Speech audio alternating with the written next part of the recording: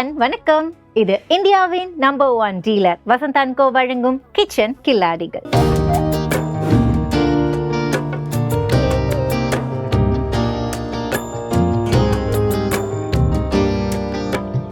High, chicken, துருவிய தேங்காய், கருவேப்பிலை, இஞ்சி பூண்டு விழுது, மஞ்சள் தூள், கொத்தமல்லி, மிளகாய் தூள், கரம் மசாலா, பெப்பர் தூள், உப்பு, காய்ந்த மிளகாய், பச்சை மிளகாய், சோம்பு, ஜீரகம், தேங்காய் எண்ணெய், தனியா, வெங்காயம், தக்காளி, பட்டை, ஏலக்காய், கிராம்பு, பிரிஞ்சி இலை. இந்த செட்டிநாடு சிக்கனை பொறுத்த வரைக்கும் நமக்கு தேங்காய் மிக முக்கியமான இன்க்ரீடியன்ட். அதை துருவி வச்சுருக்கோம்.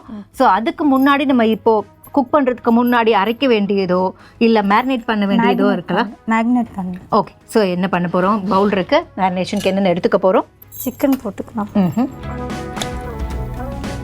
லைட்டாக டர்மரிக் போட்டுக்கலாம். ஓகே, உப்பு லைட்டாக போட்டுக்கலாம்.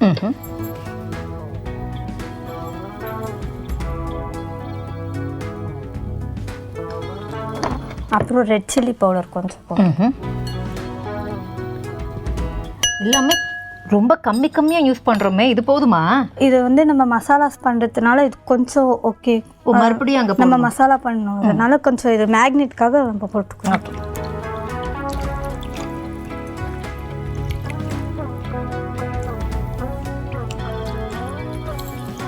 ஸோ இப்போ ஃபஸ்ட்டு மேரினேஷனை முடிச்சிட்டோம். இதுக்கப்புறம் நம்ம குக் பண்ண ஆரம்பிக்க போகிறோமா இல்லை அரைக்கிறது எதாவது பண்ண போகிறோமா? அரைக்கிறதுக்கு நம்ம ஃபஸ்ட்டு ரோஸ்ட் பண்ணிக்கணும். ஆயில் ரோஸ்ட் பண்ணி எடுத்து வச்சுக்கணும். கடாய் எடுத்துக்கலாமா பேபி இல்லை பேனா? கடாய் எடுத்து. ஓகே, இப்போ வந்து நம்ம ஆயில் போட்டுக்கலாம். தேங்காய் எண்ணெய். ஓ, செட்டிநாடு சிக்கனுக்கும் தேங்காய் எண்ணெய் தான் யூஸ் பண்ணுவாங்க. ஆமாம், அது வந்து கொஞ்சம் டேஸ்ட் தரத்துக்காக, ஸ்மெல்க்கு டேஸ்ட்க்கு நல்லாயிருக்கும். 3 ஸ்பூன் ஊற்றிக்கலாம். சோம்பு கொஞ்சம், சீரகம் கொஞ்சம், அடுத்து வந்து பிரியாணி இலை கொஞ்சம் 2 போதும். ஏலக்காய் ஒரு 3 இல்லை 4 நம்ம டேஸ்ட்டுக்கு ஏற்ற மாதிரி. அப்புறம் வந்து பட்டை லைட்டாக உடச்சி போடணும். அண்ட் சுருள் பட்டை எடுத்துருக்கோம், நமக்கு தெரியும் ஃப்ளேவர் அதிகமாக இருக்கும். கிராம்பு ஒரு 3 இல்லை 4.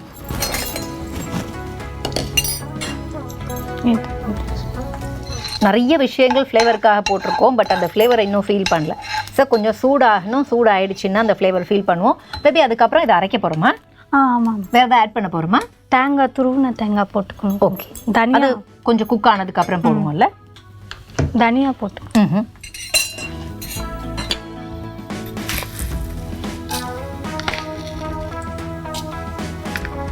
கொஞ்சம் அது நல்லா ரோஸ்ட் ஆகும். இதில் வந்து தேங்காவையும் போட்டுட்டு, தேங்காய் கொஞ்சம் நம்ம கலர் சேஞ்ச் ஆனோடனே கண்டிப்பாக ஆற தான் வைக்கணும். ஏன்னா நம்ம ஃபுல்லாக குக் பண்ணியிருக்கோம். கரெக்டா? ஓகே, ஸோ தேங்காய் போட்டு தேங்காய் போட்டுட்டு நம்ம ஜார் எடுத்து வச்சுடுவோம். ஆனால் கொஞ்சம் ஆறணும், அதுக்கப்புறமா தான் அரைக்க முடியும். இதோட சேர்த்து கொஞ்சம் கருவேப்பிலையும் நான் போட்டு. Okay baby. ஸோ இப்போ அரைக்க வேண்டியதுக்கு இவ்வளோதானா பேபி? வேறு எதுவும் ஆட் பண்ண? ஓகே, காஞ்ச மிளகா போட்டுக்க. ஓ, இன்னும் சேர்த்துக்கணுமா? ஆமாம். ஓகே,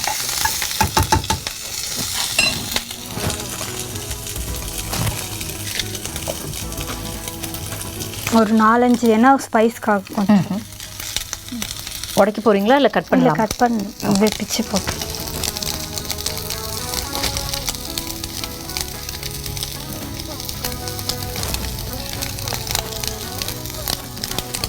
ஒரு ஃபைனான மசாலாவுக்கு என்னென்ன தேவையோ அது எல்லாமே இந்த கடாயில் இருக்குது. இதெல்லாம் போட்டால் கண்டிப்பாக அந்த ரெசிபி சூப்பராக இருக்கும்னு நமக்கு தெரியும்.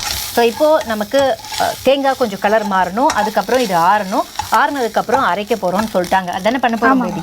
ஓகே, ஸோ அதுக்கப்புறமா தான் நமக்கு மற்ற வேலைகள் பண்ணணும். ஓகே, இது எந்த அளவுக்கு குக் ஆகணுமோ பார்த்துக்கோங்க. இது குக் ஆனதுக்கப்புறம் ஆற வச்சு அரைக்க போகிறோம். இப்படி தான் இருக்கும். ஓகே, ஸோ இதுக்கப்புறம் தான் நமக்கு அடுத்த வேலைகள். பேபி இதை இப்போ ஆட் பண்ண போகிறோமா இல்லை லேட்டர்? இது அப்புறமா ஆட் பண்ணணும். ஃபர்ஸ்ட் நம்ம ஃப்ரை பண்ணுற வேலை. ஓகே, மறுபடியும் இது ஆன் பண்ணிடலாமா?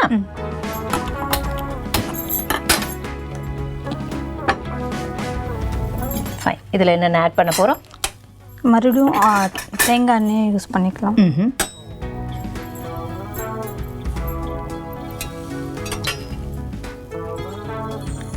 முதல்ல வந்து ஒரு 3 ஸ்பூன் தான் விட்டோம். இப்போ கொஞ்சம் தாராளமாக விட்டுருக்கோம். அந்த தாராளம் எவ்வளோன்றதை ஒரு நீங்கள் 4 பார்த்துக்கலாம். ஸ்பூன் ஆயில் போட்டுக்கலாம். ஓகே. பேன் கொஞ்சம் ஹீட் ஆகணும். இப்போ வந்து கொஞ்சோண்டு சீரகம் போட்டுக்கலாம். மறுபடியுமே பிரியாணி இலை போட்டு கொஞ்சோண்டு லவங்கம் மட்டும் போட்டுக்கலாம். அது வந்து டேஸ்ட்டுக்கு கொஞ்சம் நல்லா இருக்கும்.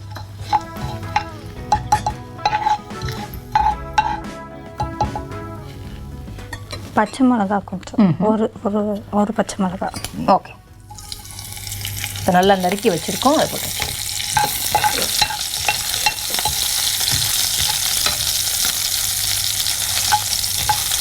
இந்த ஸ்வை சவுண்டு அடங்கணும் அப்படின்னா நம்ம வெங்காயம் போடணும். பட் பச்சை மிளகா கொஞ்சம் கலர் சேஞ்ச் ஆகணும். இல்லை போட்டுடலாமா? போட்டுடலாம். ஓகே.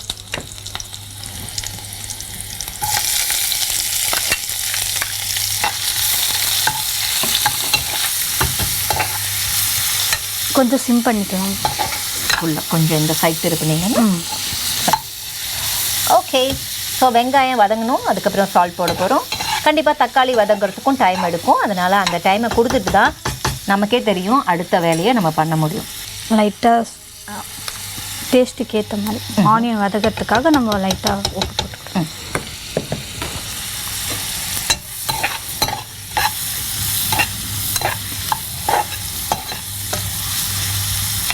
பரவாயில்ல, நினச்சி பார்க்க முடியாத கொஞ்சம் சீக்கிரமாகவே வதங்கிருச்சு. ஏன்னா வெங்காயம் போட்டு கொஞ்சம் நேரம் ஆகும்னு நினச்சேன். கலர் கொஞ்சம் மாறிடுச்சு. அடுத்து தக்காளி போட போகிறோமா பேபி? வதங்கினதுக்கப்புறம் இஞ்சி பூண்டு பேஸ்ட் போட்டு அப்புறமா தக்காளி. ஓகே.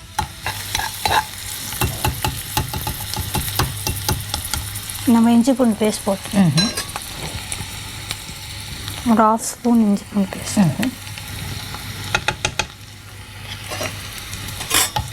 மிக்ஸ் பண்ணிவிடுவா.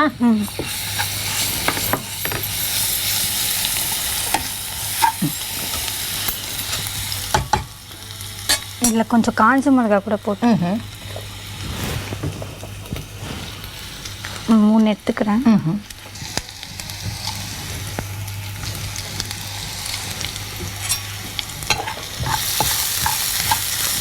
பேபி இதில் வந்து எப்போ மற்ற விஷயங்கள், அதாவது முக்கியமான இன்க்ரீடியண்ட்டான சிக்கன் எப்போ ஆட் பண்ண போகிறோம்? தக்காளி போட்டு அது கொஞ்சம் வதங்கின உடனே சிக்கன் மசாலா ஐட்டம்ஸ்லாம் போட்டு சிக்கன் போட்டு ஒரு 5 மினிட்ஸ் அப்படியே வேகும். ஸோ அதுதான் கேட்க வந்தேன். பவுடர்ஸ் எல்லாம் ஆட் பண்ணிட்டு தான் சிக்கன் ஆட் பண்ணுறோமா? ஆமாம். அப்புறமா நம்மளுக்கு டேஸ்ட்டுக்கு பத்தலைன்னா அப்போ நம்ம மறுபடியும் மசாலா ஐட்டம்ஸ் போட்டு ஆட் பண்ணிக்கலாம். ஓகே. தக்காளி போட்டு 1 கப் வெங்காயம் எடுத்துருந்தோம். அதே 1 கப் சேம் கப்பில் தக்காளி.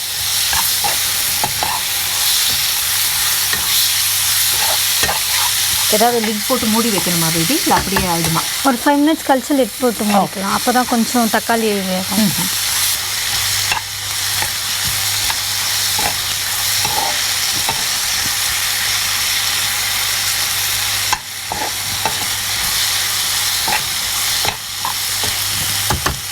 நல்லா வாசனை வருது. ஸோ இப்போது தக்காளி ஓரளவுக்கு வதங்கியாச்சு.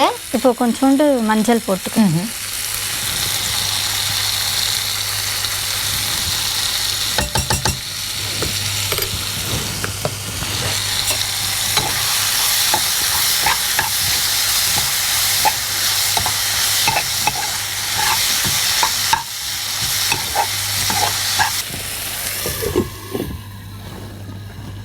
குக் ஆகணும்னு மூடி வச்சுருந்தோம். ஃபஸ்ட்டு மூடியை ஓப்பன் பண்ணி பார்க்கலாம்.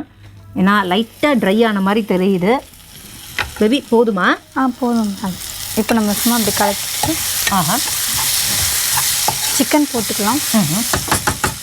சிக்கன் போட்டு தான் பவுடர்ஸ் போடலாம். அப்போ தான் தெரியும் எந்த அளவுக்கு குவான்டிட்டி வேணும். ஃபைன்.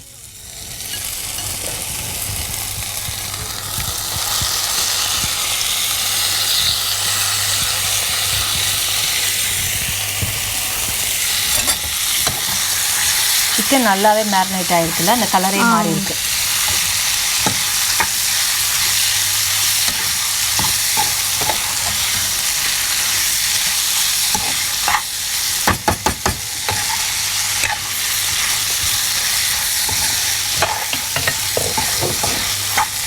இப்போ நம்ம பவுடர்ஸ் கொஞ்சம் போட்டுக்கலாம். ட்ரை ஸ்பூன் வேணும்னாலும் இங்கே இருக்குது baby. Red chilli powder red chilli powder கொஞ்சம், கரம் மசாலா போட்டுக்கணும் கொஞ்சம் வந்து போட்டுக்கலாம், பெப்பர் லைட்டாக,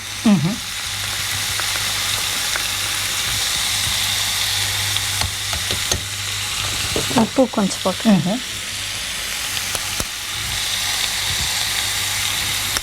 உப்பு வந்து இப்போதைக்கு இது சிக்கனுக்கு போதும், அப்புறமா டேஸ்ட் பண்ணிவிட்டு அப்புறமா போதும். ஓகே.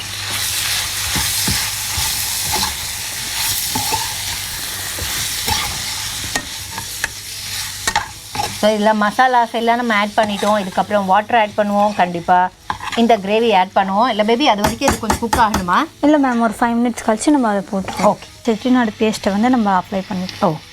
ஓகே, ஃபஸ்ட் ஆட் பண்ணிடலாமா? இது எல்லாமே தேவைப்படுமா பேபி? ஆமாம் மேம், எல்லாமே போட்டு அப்போ தான் டேஸ்ட் கொஞ்சம் ஸோ ஆட் பண்ணிட்டுமா? ஓகே.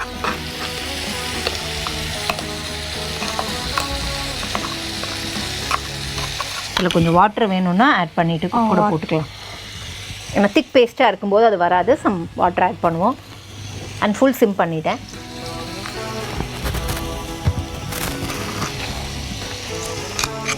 இந்த வாட்டர் அப்படியே போட்டுக்கலாம்.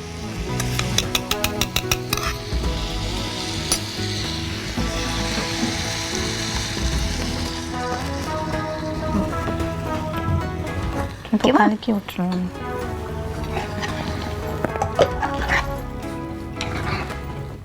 இப்போ பார்த்தீங்கன்னா உங்களுக்கு அந்த செட்டிநாடு கிரேவியோட கலர் வந்துருச்சு. இதுக்கப்புறம் குக் ஆகினா அது இன்னுமே ரொம்ப சூப்பராக எம்மியாக இருக்கும். மேபி நம்ம உப்பு போட்டுட்டோமா? சிக்கனுக்கு மட்டும்தான் போட்டிருக்கோம். இப்போ டேஸ்ட் பண்ணிவிட்டு அப்புறம் நம்மளுக்கு தேவைன்னா போட்டுக்கலாம்.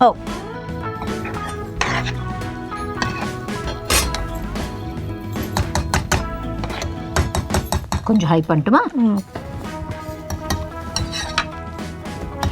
ஃபைன். இதுக்கப்புறம் ஆட் பண்ணுறது எதாவது இருக்கா பேபி? இதுக்கப்புறம் மசாலா தான் மேம், நம்மளுக்கு டேஸ்ட்டுக்கு ஏற்ற மாதிரி ஆட் பண்ணிக்கலாம். அப்புறம் கொரியாண்டர் போட்டு. அந்த மசாலானா என்னென்னா நம்ம ஆல்ரெடி எடுத்து வச்சுருக்கு ஆட் பண்ணோம்ல, அதே மசாலா தான். கூடவோ குறைச்சலோ இருந்தால் அதை கொஞ்சம் ஆட் பண்ணோம், அவ்வளோதானே? ஓகே. ஸோ இப்போது சிக்கன் குக் ஆகிற டைமிங் தான். குக் ஆகிட்டு நம்ம மசாலாவை சரி பார்த்துட்டு ஒன்று ஜாஸ்தியாக இருக்கும், ஒன்று கம்மியாக இருக்கும், அதையும் கரெக்ட் பண்ணிட்டோம் அப்படின்னா இந்த செட்டிநாடு கிரேவி ஆகட்டும் சிக்கன் ஆகட்டும் அது ஒரு பேலன்ஸ்டாக இருக்கும் டேஸ்ட்டில். ஸோ அதை நம்ம பண்ணிட்டோம் அப்படின்னா நமக்கு ரெடின்னு நினைக்கிறேன். ஸோ அது ரெடி ஆகட்டும். நம்ம பிளேட் எல்லாம் எடுத்து வச்சுருவோம். மேம் இதை மூடி வைக்கலாம். மூடி வைக்கலாமா? ஓகே. ஸோ இது நல்லா குக் ஆகணும். குக் ஆகிறதுக்கு ஒரு 5 to 10 minutes ஆகுமா பேபி? அவ்வளோ டைம் எடுக்குமா? ஆமாம். ஸோ இப்போது நம்ம மூடி வச்சுருந்தோம் நல்லா செட்டிநாடு சிக்கன் குக் ஆகணும்னு. ஸோ இப்போ குக் ஆகிடுச்சா இல்லையான்னு ஃபஸ்ட் ஓப்பன் பண்ணி பார்க்கலாம். பேபி போதுமா இல்லை போதுமா? ஆஃப் பண்ணிடலாமா? ஆஃப் பண்ணி. ஓகே. ஸோ கிரேவியாக இருக்கணுமா இப்படி திக்காக தான் இருக்கணுமா? இந்த மாதிரி திக்காக தான் மேம். ஓ ஓகே. எடுத்து வச்சிடலாமா? கொத்தமல்லி கொஞ்சம்.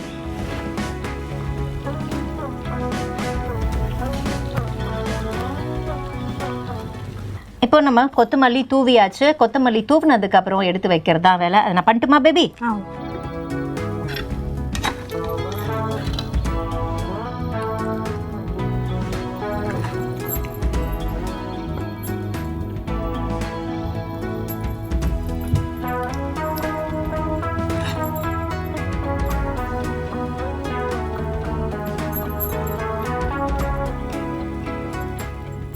கொத்தமல்லி, அதுக்கப்புறம் மிளகா. ஓகே. ஸோ இன்றைக்கி நம்ம எடுத்துக்கிட்ட செட்டிநாடு சிக்கன் கிரேவின்னு சொல்லியிருந்தோம். அது நம்ம கையில் கிடச்சாச்சு.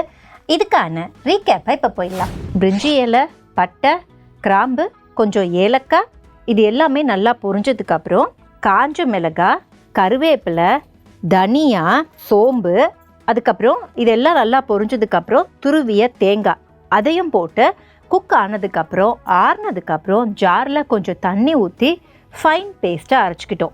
ஸோ பேஸ்ட்டாக அரைச்சதுக்கப்புறம் மறுபடியும் நம்ம கடாயில் கொஞ்சம் தாராளமாக தேங்காய் எண்ணெய் ஊற்றி தேங்காய் எண்ணெய் ஹீட் ஆனதுக்கப்புறம் மறுபடியும் பிரிஞ்சி இலை, பச்சை மிளகா, கொஞ்சம் கிராம்பு போட்டு அது பொரிஞ்சதுக்கப்புறம் நம்ம தேவையான அளவுக்கு ஜீரகம் போட்டோம். ஜீரகம் போட்டு ஜீரகமும் பொரிஞ்சதுக்கப்புறம் நல்லா ஃபைனாக நறுக்கிய வெங்காயம் இருந்துச்சு. வெங்காயத்தை போட்டு வெங்காயம் கொஞ்சம் கோல்டன் ப்ரௌனாக ஆனதுக்கப்புறம் நம்ம இஞ்சி பூண்டு பேஸ்ட் போட்டோம். இஞ்சி பூண்டு பேஸ்ட்டும் குக் ஆனதுக்கப்புறம் நறுக்கிய தக்காளி இருந்துச்சு, தக்காளியை போட்டோம்.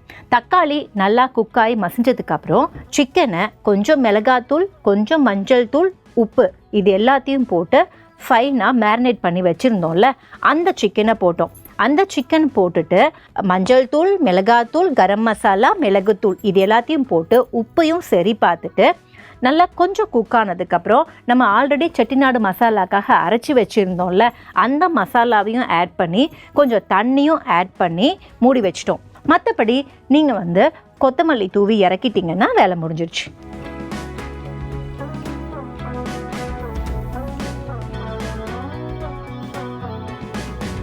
இப்படி தான் நாங்கள் செட்டிநாடு சிக்கன் கிரேவி செஞ்சோம். இப்போது செட்டிநாடு சிக்கன் கிரேவின்னு பேரை சொன்ன உடனே நம்ம எல்லாருக்கும் தெரியும் அதை டேஸ்ட் பண்ணணும்னு நம்ம பயங்கரமாக வெயிட் பண்ணிகிட்ருப்போன்னு. ஏன்னா அவ்வளோ டேஸ்ட், அதாவது செட்டிநாடுக்கு அந்த மசாலாவுக்கு நிறைய ஃபேன்ஸ் இருக்காங்க. இப்போ நம்ம டேஸ்ட் பண்ணிடலாமா பேபி?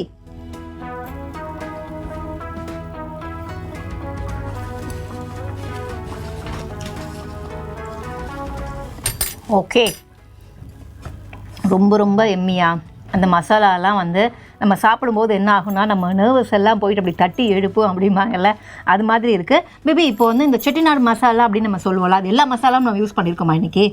ஆமாம், ஆல் எதுவுமே நம்ம விடலை. ஓகே, ஸோ அப்போ எதையுமே மிஸ் பண்ணாமல் ஒரு செட்டிநாடு சிக்கன் கிரேவியை எப்படி கரெக்டாக பண்ணுவோமோ அது மாதிரி நாங்கள் பண்ணியிருக்கோம். டேஸ்ட் பண்ணிட்டேன், ரொம்ப ரொம்ப டெலிஷியஸாக இருக்குது. ஸோ நான் வேறு என்னங்க சொல்ல போகிறேன், கண்டிப்பாக வியூவர்ஸ் ஆகிய நீங்கள் எல்லோரும் உங்கள் வீட்டில் இதை ட்ரை பண்ணி பார்த்துட்டு இதே ஹாப்பினஸ், இதே டேஸ்ட்டாக என்ஜாய் பண்ணணும், ஹெல்த்தியாக இருக்கணும்.